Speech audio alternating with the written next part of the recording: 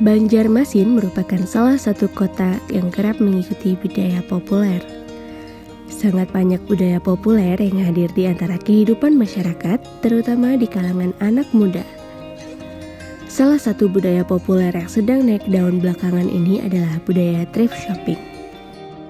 Thrift shop merupakan kegiatan jual beli pakaian bekas yang dinilai masih layak pakai, terutama untuk pakaian-pakaian yang bermerek.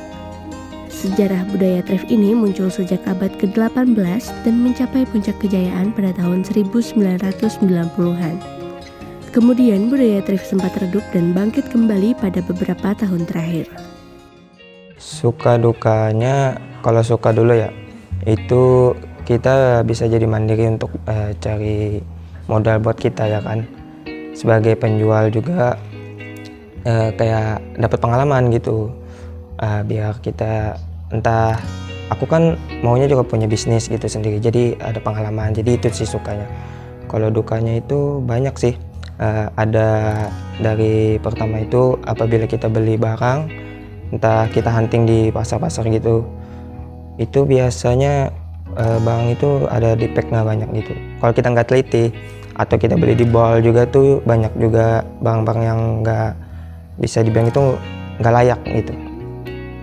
Terus juga dukanya juga ada juga apabila kita ikut event, terus event itu kena harinya itu hujan atau masanya kurang datang, itu kayaknya bisa dibilang nggak balik modal biasanya itu.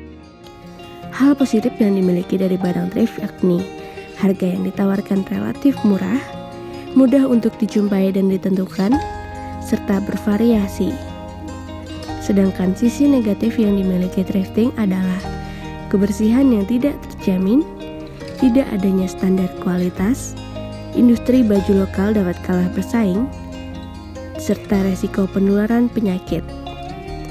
Dapat dikatakan bahwa thrifting memiliki dampak negatif yang lebih besar daripada sisi positifnya.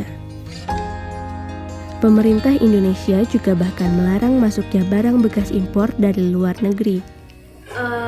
Tahu nggak kalau di Indonesia ada peraturan yang melarang impor pakaian bekas? Nggak tahu, baru aja dengar. Peraturan tersebut jelas tertera pada Peraturan Menteri Perdagangan Republik Indonesia Nomor 12 Tahun 2020 tentang barang dilarang impor. Namun nyatanya, masih banyak para penjual barang bekas atau thrift yang dapat kita temui secara terang-terangan di sekitar kita. Selain itu, kesadaran masyarakat akan bahayanya thrifting ini terbilang cukup rendah. Dapat terlihat pada tingginya tingkat antusias masyarakat terhadap budaya thrifting. Salah satu dari dampak negatif thrifting yang seharusnya menjadi perhatian kita adalah resiko penularan penyakit. Menurut hasil penelitian, di balik pakaian bekas ditemukan koloni bakteri dan jamur yang dapat menjadi penyebab munculnya berbagai macam penyakit, seperti diare, penyakit kulit, bahkan infeksi saluran kelamin dan berbagai penyakit lainnya. Kalau di toko ya, bukan toko sih ya, tempat jualan aku itu biasanya kalau kami beli di pasar, itu kami langsung cuci gitu. Kami cuci dulu, kami rendam gitu, entah pakai air panas atau sabun, sabun cucian gitu. Terus kami laundry lagi, habis laundry baru setrika. Itu sih kayak supaya menghindari penyakit atau yang itu. Terus